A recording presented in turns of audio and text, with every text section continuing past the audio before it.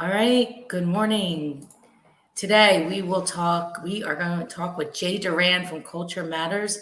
And why does culture matter in a family, in an organization, um, in friendship?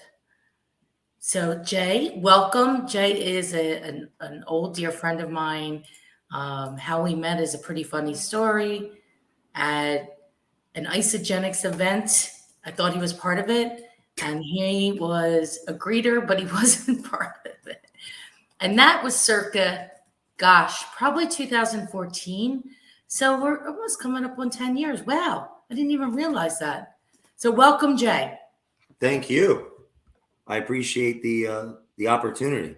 Yes, and we're going to have a fun talk today about culture matters. And, I'm going to ask this question, Jay. You started this organization, Culture Matters, and what does that mean to you? I'm going to read a quote. Um, to live is to suffer. To survive is to find some meaning in the suffering. Friedrich Nietzsche. Work and how we work together, I think, can have an impact on our life, whether we realize it or not. It has an impact. So culture, to me, is people and how we work and live, and the dynamic of working and the dynamic of living and how they intersect fascinates me, scares me, and drives me to want to learn more and to be as helpful as I can be to those that have let us serve them in a business environment. So that quote sticks out to me. To live is to suffer. To survive is to find some meaning in the suffering. I think as business owners, we can provide meaning to not only our customers when we solve their problems, but to the people that work with us. And so culture is about people, and that's kind of where we can start. Well, most certainly it is about people. And how do you bring people together when maybe they have different, we all have different backgrounds. We all came from a different place. So, what are some things that an owner can do um, of an organization to bring folks together when they don't feel like the culture that they want is there yet? We can look at when we gather. Well, first of all, are we meeting? Right? Do we gather? So let's say we do. Because if we don't, well, then how are we going to have dialogue around who we are, why we exist, right? Why we're in business, where we want to go, how we think we can get there together, what each person, a part of the organization, what they desire personally, who they are, who they want to be, how they see themselves in the business that they're participating in. So when we gather, we can have dialogue, we can have conversation. We not only can share with our people where we're going, like where we believe we're going, and work together to figure out how we can get there, and talk about why we exist, and start that dialogue. We can also look at our meetings, our gatherings, and ask ourselves, or ask really the people in the meetings, how well are we listening? A gathering is easy to undermine, because we can go into it, and let's say the person in the corner of the room that hasn't said anything, they may not raise their hand. They may need to be asked what they think. They may actually at some point, beyond apathy, finally say what they think, and then they may be penalized for that, even unintentionally, by the leadership. And sometimes the most difficult voice to hear can give the strongest feedback of where the organization is weakest and where it can grow. So are we meeting? How do we meet? How do those gatherings actually occur? Whose voices are heard? Whose voices aren't? Those are elements to start really understanding what our culture is, and who has a voice and who doesn't, and what are our values in real time. Well, that was a lot there. Yeah, we can just focus on that. That's a lot to unpack. See you next week on the. Yeah, okay.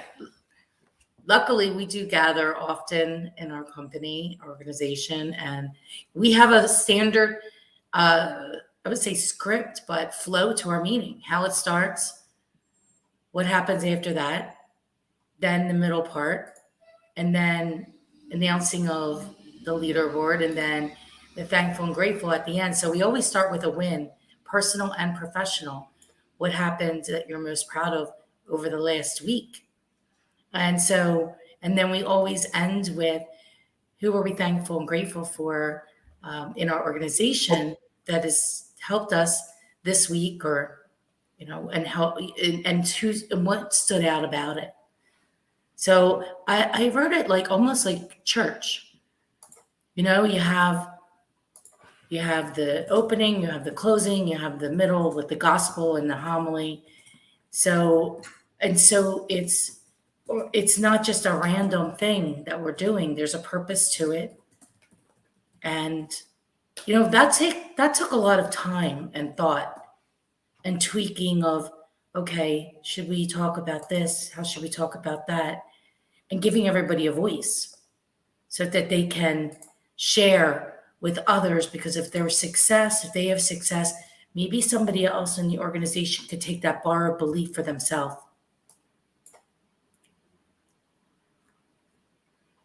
So let's say that we have a sandwich, and we'll use this as an example. The win in the beginning, maybe that's the top piece of the bread.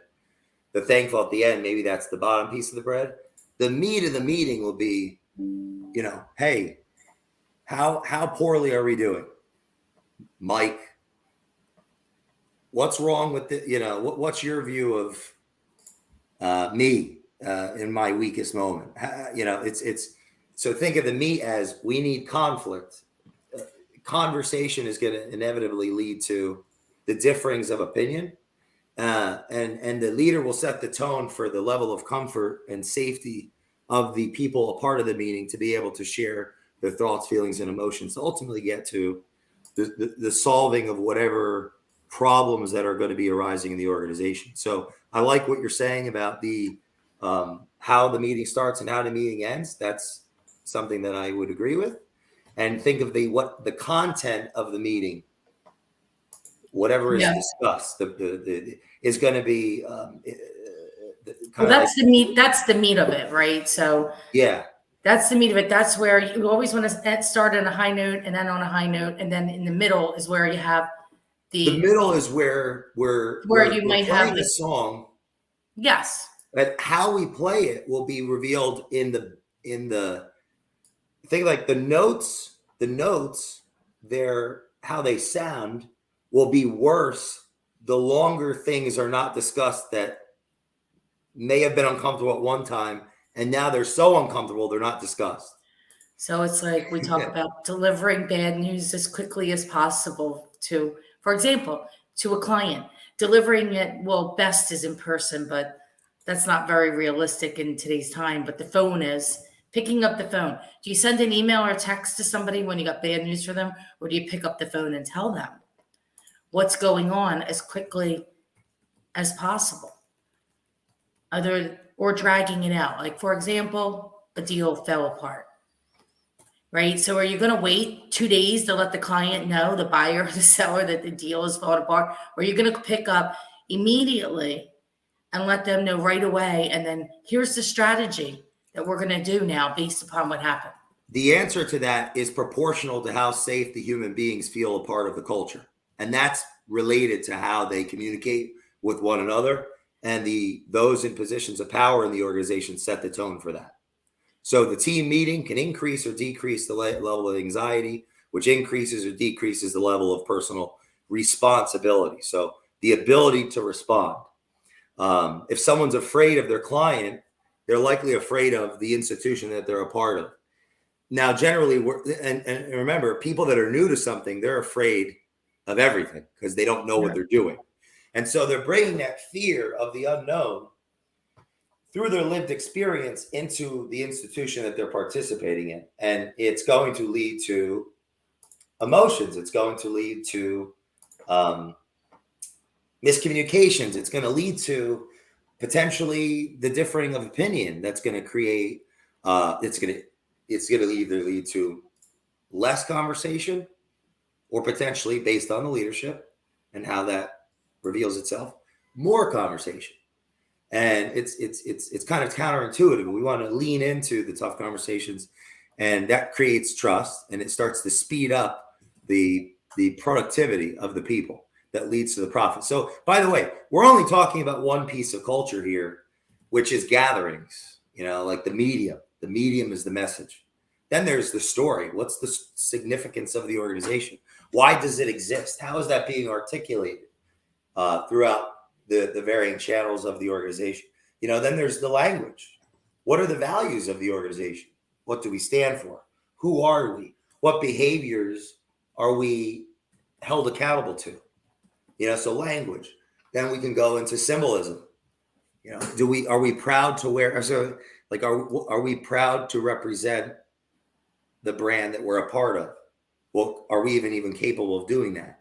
Do we have symbolism to represent the meaning that we have being a part of the culture? So we can go in a bunch of different directions with it, but culture is about people and how people work together if we're talking about a business context. And as business owners, I mean,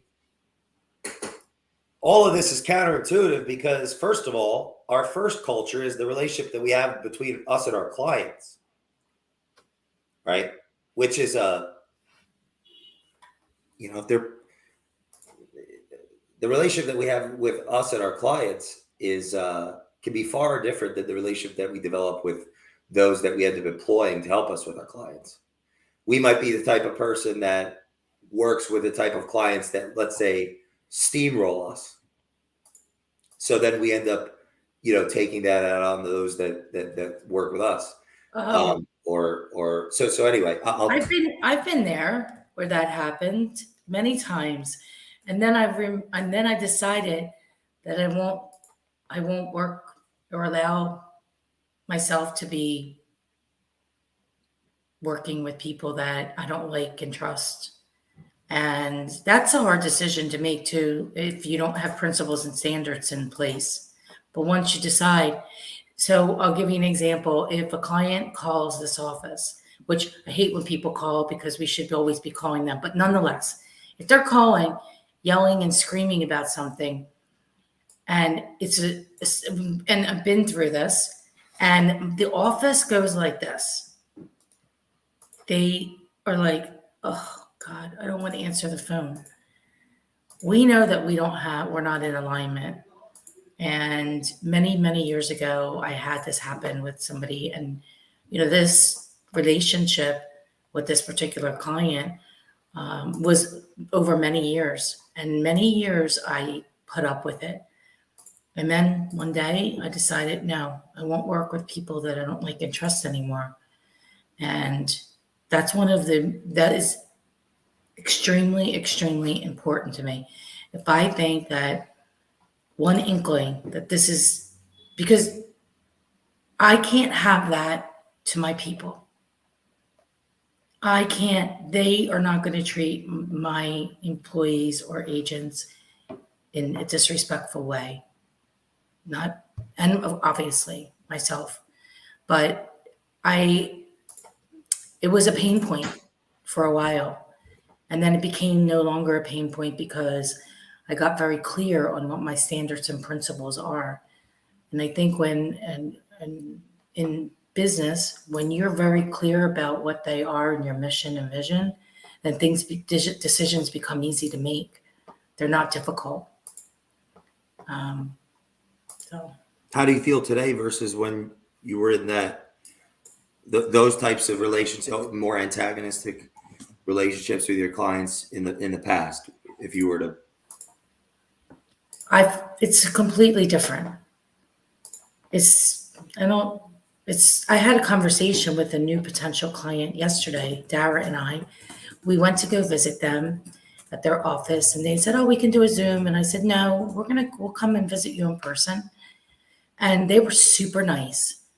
And this could be a very large potential client for us.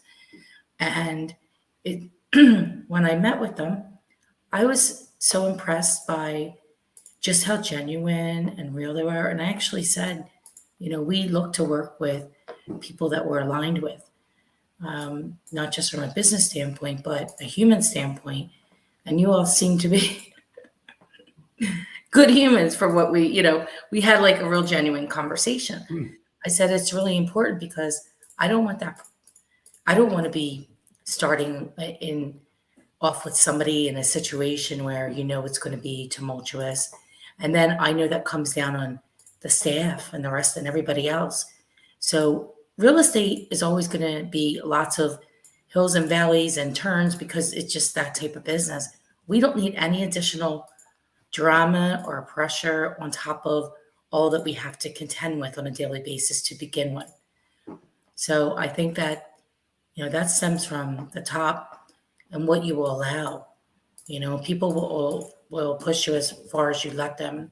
And so I think having clear boundaries and taking personal responsibility, accountability, and being in contribution. So that's why today we're here talking, Jay, because I believe in giving it all back, giving it all back that and there's always something that somebody knows that they can get back and contribute. I'd like to add something to that is that creating boundaries is important, and I've come to the belief, and I'm willing to be proven wrong with this, that I learn the most about myself from those that I like the least. Yeah, you and I've talked about I'm sorry? You and I have talked about that many times. The reason I bring that up is because if I have a blind spot, then those that are, if I have a blind spot, those that are questioning me or how if I have a blind spot that's leading to a behavior that might not be benefiting myself, it will be mirrored in another. So, and their feedback. So now, you said that yesterday on Facebook. You posted that yesterday. You posted that yesterday. Oh, that's an interesting. Maybe we should talk about.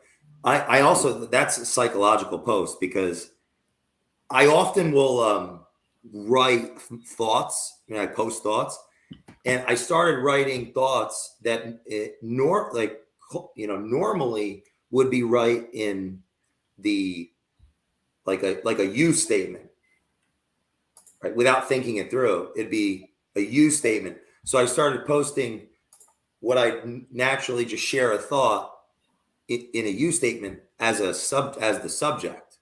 So I'll speak in the subject form, and it's no different than if I were to write it in the you statement. So like I'll read the post. I said, responsibility was too painful for me. I made excuses because the suffering was too much. I wasn't even aware of my sufferings until I heard my enemies for the first time. The worst mistakes I make today are done with deluding myself into thinking I've stopped any of this behavior. I don't see blind spots disappearing. I see myself forever pulling back more of the wool. I'm just going to keep showing up and see how life turns out for me. What else can I do? Now, if I wrote that in a you statement, responsibility is too painful for you. You made excuses because the suffering was too much.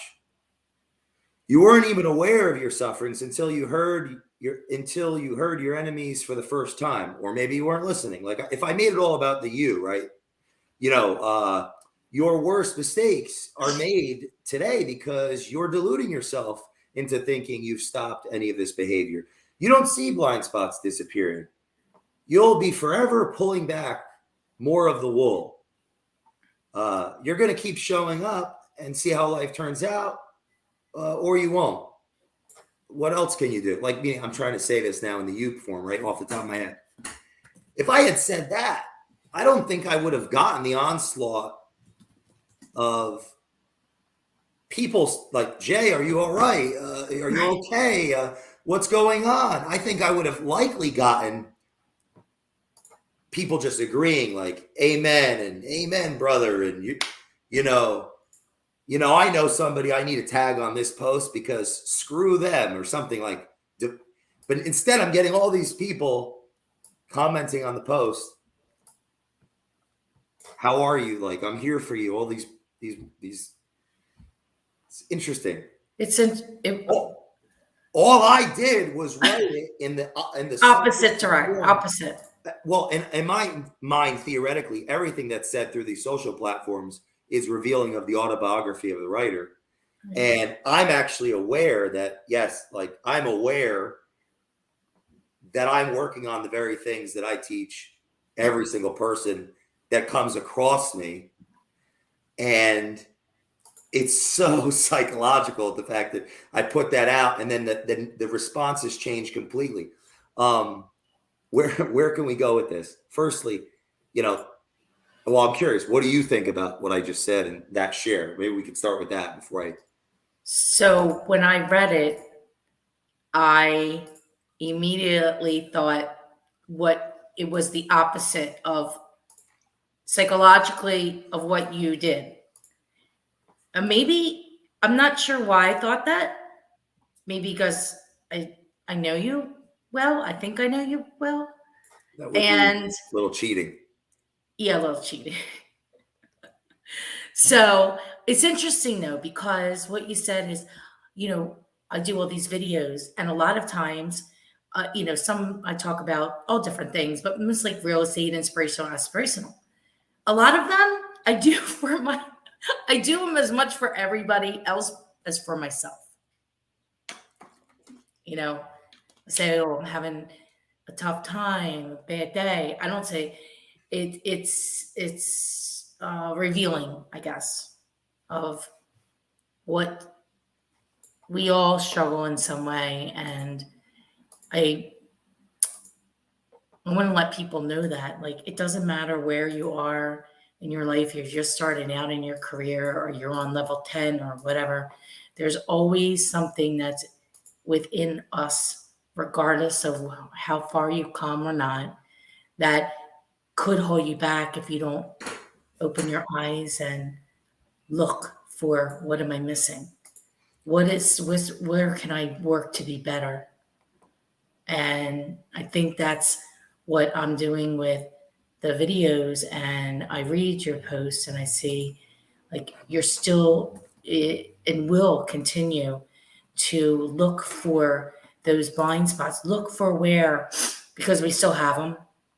Maybe we're not as many of them, or maybe we have new ones. Well, I believe the blind spots are actually, they're even tied to the growth of the organization, because as we go higher in the hierarchy, we get farther from the consumer. The customer will tell us the value of our business. The customer will tell us the value of our culture. The customer will tell us what our values really are. The customer will tell us this. Now, they won't tell us this when we're too far away. They're going to tell our people this. And when we are not able to hear what our people are saying, because they're either not sharing it or they're sharing it and we aren't listening, we will not know how to continue innovating and adding value to the company. And this will be reflected in the company's profit inevitably. This will be reflected in the company's ability to sell inevitably. This will be reflected in the company's ability to establish brand over time. This will be affected in the company's ability to sell, to create other products to sell to the existing customer base inevitably. This is completely connected to the bottom line. So part of a point I'm making is I have found that the self-awareness, the ability to look at oneself and ask oneself, where could I be going wrong, can increase the likelihood of asking one of the people that works with me, for me, what am I doing wrong? As well as asking my clients that I like the least, what am I doing wrong? And I now can tell them what I think they could be doing better. I mean, I learn the most about my leadership from the people I work most difficultly with. Now, that doesn't mean I'm not allowed to move on from, like in your case, create boundaries. It's what can I learn as well. And it's important that as you know, as I continue to stare into the abyss doesn't stare back into me. So I think it's an important piece in my belief on the culture side, that we learn from everyone that we interact with, and we don't so passively uh, uh, write off people that we don't feel whether we like or we get along with, or we don't just pass it off. We try to dig in a little bit deeper to figure out what's going on there, because that's going to actually increase our ability to continue growing our business through acquisition of new customers and growing the Oh, channel. definitely. It's a big, There's people that we work with that I don't particularly like or wouldn't hang out with, but I still believe that they're good people, right? Just because we don't have the same things in common. What's interesting though, we've talked about this over the years, and you're building an organization. You think it's about, stepping away from actually doing the work. And the more you do of the work, the better the organization actually gets. So we decided to, excuse me, plus, um, we decided to focus on getting back deep into listing properties at a very, very high level. And the more of it that we do, the closer we are to the consumer, the more we can understand what's going on in the marketplace. And the more we have the bit greater capability to help folks, and it becomes very, very clear. We are so busy right now, Jay, because I decided to take this different approach. I mean, we're getting clients calling, we're calling, back, cold calls, expires, all this opportunities coming because we're being closer to what's happening in today's. I'd like to acknowledge you for that. So crisis reveals culture. And in this context, crisis has revealed your character, meaning you're, as a leader, you're still willing to work and set the tone of your business. It's a testament to your character if that's the case. The people that are leaving the business, whatever business they're in time of crisis, it reveals the character. For whatever reason, they're entitled enough to not actually have to do what it is they told their whole community they were about, right? For whatever, how many years they were in the business that they were in, all the relationship they had, all the people they knew them as what they were before they decided to quit. So crisis reveals the culture. Crisis reveals the character of the leadership. I want to add to that and say, I believe, and I've been quiet for many years on this, and I'm not going to be quiet about it anymore. And I've refused to do it because omission is a form of lying in a sense. But I believe the real estate community, by and large, based on, for whatever reason, the lack of research and development, the lack of integration of these larger corporations that hold the balance sheets of so many of these top realtors and so many of these human beings pursuing their real estate businesses, rather than integrate with these cultural employees, these subcontractors, and help them sell more and help them instantiate themselves more in these new innovations like we're doing now with, this is a form of building the business in the 21st century. A lot of it has just become ideology, which is the opposite of culture, meaning come here and join us and get everyone to join the business and you're going to get paid. So the industry completely went in a direction where short-term focused, more bodies, more revenue, and got itself away from selling houses. And incentives drive behavior below self-awareness. That's destroyed countless people's real estate careers. It's created many false propositions around what business ownership is. Business ownership is about working. Business ownership exists because there's a customer to serve. And a lot of people moved a lot of money around and attracted people to things that just aren't real. The real estate business is about helping people get home ownership. And when there's too many, Yes. when it turns into a recruiting machine, it undermines the ability for people to actually focus on who matters most, which is the customers that need home ownership. This happens in times of excess in every industry, but that's not culture. Culture is service. It's serving customers. It's relationship. It's responsibility. This idea that we should only do what we love it's an insult. It's an insult to the 100 million people that died in World War II. Like, we want to be real about it. It's an insult, right? If my mother did what she wanted to do, she wouldn't have saved me from foster care, right? It's like, so just think about that. Being a responsible person, a courageous person in this world, and building character is doing things you don't want to do, showing up and doing it anyway, and creating value.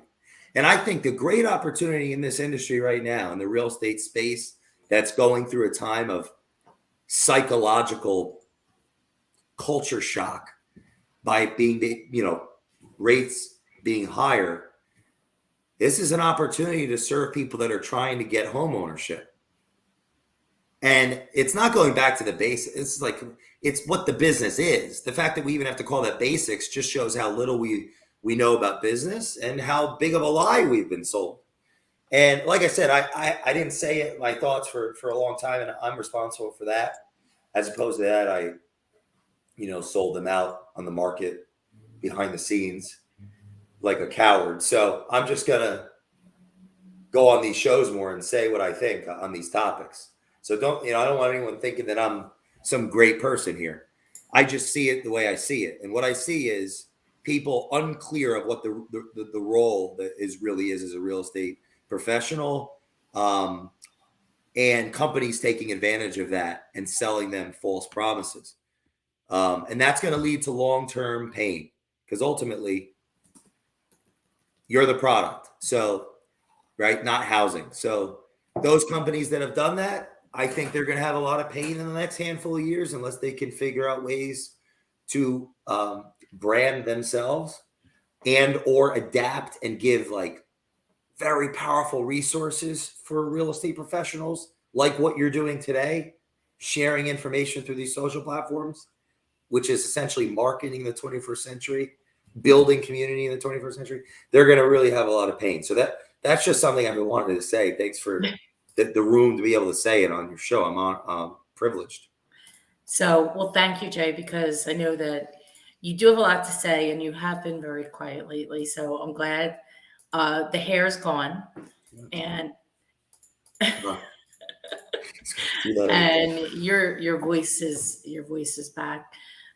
One of the things I want to go from what you said is that, when I entered in this business almost 20 years ago, I thought that it was a stupid business in the sense of how it's set up. So you come in and you work in a company where it's open brokerage. We have all these real estate agents, and we all sit next to each other, and we're all trying to do the same thing. Make our listing presentation, make our buyer presentation, do all this marketing. And no one human can do 7-10 jobs in a real estate transaction. And telling people just to go out there and talk to your SOI and you're going to have enough business to survive is a lie for most individuals. And I think that the business sells itself short by not telling the people the truth, the real estate agents the truth about what's going to be required to really succeed in this business, whether it's today, 10 years ago, 10 years from now. And that ultimately is talking with people, having conversations with people, asking them the right questions, having a mindset of a leader, more of a servant, but a leader servant, and that they are here to help people get into home ownership to build generational wealth. And then when they have a need to sell, whether they're retiring, relocating, want to buy a bigger house, that they're there for them and that they serve not only them, but their family members. Uh, if they do a great job, people that they're in their church or referrals. And but in the meantime, still growing and learning and making those calls, whether that's to expireds or for sale by owners or door knocking. But to sit and say that you only have to just call your SOI is won't keep most people employed full time in real estate. I want to piggyback something that you mentioned about. So look at it this way: if we're in a position of ownership, how we serve either increases entitlement or breaks it of ourself. When I serve a customer, if I own the business, I'm in control. I'm in control. Like at the end of the day, I could be failing miserably, but I'm in control. Like I own it. I don't work. I'm not dependent upon anybody. So the service piece, that it humbles the entrepreneur. It humbles so we take this if you're a 1099. You're humbling, because even if you work within someone else's construct, at some level you could just walk out, right? You're getting paid based on an outcome. There's a level of control there. There's an inherent entitlement there because, well, you don't have to serve anybody you want to. So you're not going to be let go it's a different kind of letting go. So there's the service that happens with the customer. It humbles the person in control. And when that stops, that feedback loop stops, it has an impact on the culture. Because responsibility is the ability to respond. If I'm entitled, my people will be entitled. Now, this is the issue. Inherently, I'm entitled when I succeed. Because if I made a whole bunch of money and I don't have to work tomorrow, I'm entitled not to do the things that got me where I am. That becomes a call to character, to work when you don't have to. That becomes a call to vision, to have something greater for who you could become. That's a call to learn, to have to understand the world bigger than you knew it before. It's like, so success destroys itself. It spites itself. So this, in times of excess, we always get away without really realizing it, especially in a cultural perspective, from service. From what business really is. And that destroys culture. It undermines everyone. And we constantly have to talk together with our teams and our partners and our mentors and our various advisors and our families and that are working with us in these things and ask ourselves and ask each other, how are we serving? Are we serving? Are we working? Why are we? So it just in that piece there is that how we serve our customers, it teaches our people how to serve our customers. And there's a conflict between building the company, growing it, and how we serve. And I just want to fight against this idea that I see everywhere being sold to people. And I'm not saying with malintent, just it's being sold essentially not to work as business owners. If I hear passive one more time, I'm thinking slavery. It's like, so like we wanted to get away from kings and queens. So everybody wants to be a king. We don't like that, but everybody wants to be a king. It's like, okay, hold on, slow down. Now, if just to address some of the people in the back that might be curious about, well, wait, is this guy against taking a day off? I'll clarify this way. If I have someone operating my company, like we're at that level of leadership, I'm still going to have to serve them by leveling up at another level, by communicating with them, by spending time with them. If I don't do that, why should they stay with me? Why not just do their own thing? And they will. And they will. And good. You know, Nietzsche said, the student that doesn't outshine the master has let the master down and themselves. The student that doesn't outshine the master lets the master down and themselves. Yeah, it's about evolution. There are being some of the best relationships in the world will leave our cultures. Like turnover is good. It's healthy. You know, you want a company with no turnover, go to North Korea. You know, that's going to destroy a company culture real quick. It's a company's value real quick. When people leave us, it's an opportunity to reflect, and it's also an opportunity to create more inevitable market share in the organization. And it's impossible to stop turnover for clients and people. It's how it turns over that reveals the culture. You know, that could be a place to. Well, you leave people and bring them in and send them out the same way with love. And you can always restart a relationship if you have more to offer in a business context. Always. You can always forgive somebody that you might not once have liked, or they may not have liked you. You can always write them a letter of apology. You can always go to their office and say, you know, sorry. Like one could always at least extend the hand and leave it the rest up to the other person. So this goes to the same for the people, the employees. It really pains me deeply to see companies undermine themselves in how they, you know, graduate the people that they've served and vice versa. And I know it's not easy. It's painful. There are people that hurt us. There are people that do things that are not either legal and or ethical in this world. And you know, that kind of goes back to that beginning quote. Life is suffering. To survive is to find meaning in the suffering. And I think we can find meaning in the work when we work. Yep. I was I guess I got away from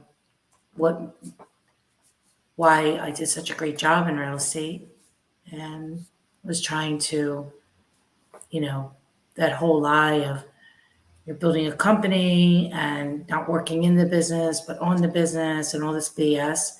And then I learned, you know, I got perspective from other things that happened in my life, and very difficult times.